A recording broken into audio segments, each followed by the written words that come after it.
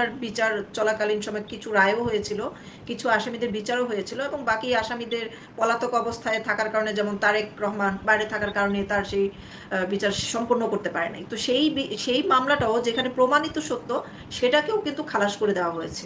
এবং শেখ হাসিনাকে হত্যার চেষ্টা করার ৪৫ জন প্রমাণিত আসামি, তাদেরকেও খালাস করে দেওয়া হয়েছে, এবং ৯ জন ফাঁসির রায়ের আসামি। আমরা একটা বিষয় জানতাম যে হাকিম লড়ে কিন্তু হুকুম লড়ে না।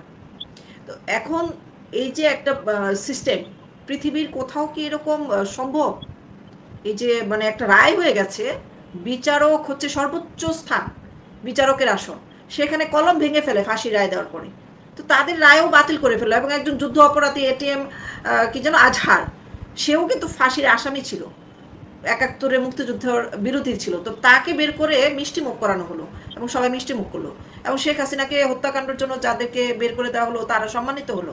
এখন শেখ হাসিনা এত বড় অপরাধী যে তাকে হত্যা করা ফরজ, এবং সে একদমই আপনার এই যে বঙ্গবন্ধুর একটা, আপনি ডালিম, মেজর ডালিমের ইন্টারভিউ শুনেছেন, যে সে বলেছে যে বঙ্গবন্ধুকে হত্যা করার পরিকল্পনা ৭১ থেকে আরো ১৫ বছর আগেই নিয়েছিল।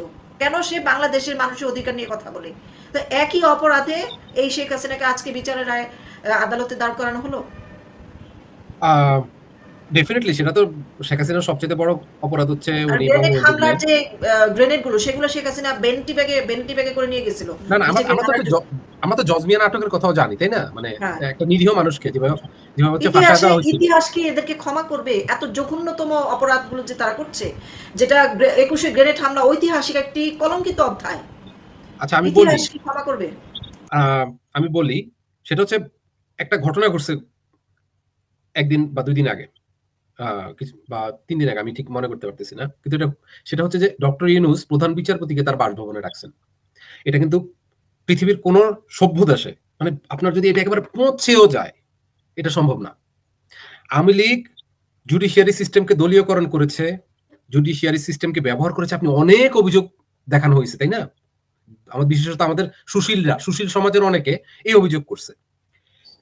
আওয়ামী লীগ বা শেখ হাসিনা বা রাষ্ট্রপতি কখনো কিন্তু বিচারপতিকে হচ্ছে তাদের মানে ডেকে পাঠানো, এটা কিন্তু হয় নাই। ডক্টর ইউনূস সেটা করেছেন।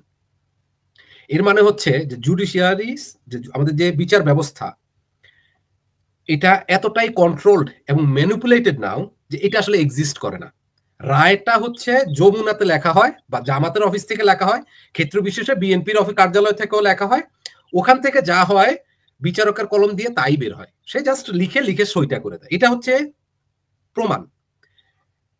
এবং আমাদের যে হচ্ছে সচেতন সুশীল সমাজ, যারা হচ্ছে আওয়ামী লীগের বিরুদ্ধে অভিযোগটা করতো, তারা কিন্তু এটা নিয়ে কোনো একটা কথাও বলতেছে না। আমাদের শুধু আমাদের ইতিহাস না, আপনি ভারতের ইতিহাস দেখেন, পাকিস্তানের ইতিহাসে এটা ঘটছে একবার, আমার যতটুক মনে আছে, মনে পড়ে। কিন্তু পৃথিবীর অন্য কোথাও আপনি এটা দেখবেন না। কারণ হচ্ছে যে বিচারপতি, তার অবস্থানটাই অন্য আরেকটা জায়গায়। ইনফরমেশন দেই আপনাকে, সেটা হচ্ছে এই সরকার ক্ষমতায় আসার পরে এই অবৈধ সরকার চায়ের দাওয়াত দিয়ে আওয়ামী লীগ আমলের যত বিচারক ছিল সবাইকে কিন্তু জোরপূর্বক অবসরে পাঠিয়ে দেওয়া হয়েছে। তারপরে সঙ্গে সঙ্গে আমরা দেখলাম ৬৫০-র উপরে বিচার বিভিন্ন আদালতে মানে আইনজীবী নিয়োগ দেওয়া হয়েছে। এই যে সঙ্গে সঙ্গে তাদের রেডিমেড আইনজীবীদেরকে নিয়োগ দেওয়া, এইটার সঙ্গে সঙ্গে লিস্ট কিভাবে হয়ে গেল?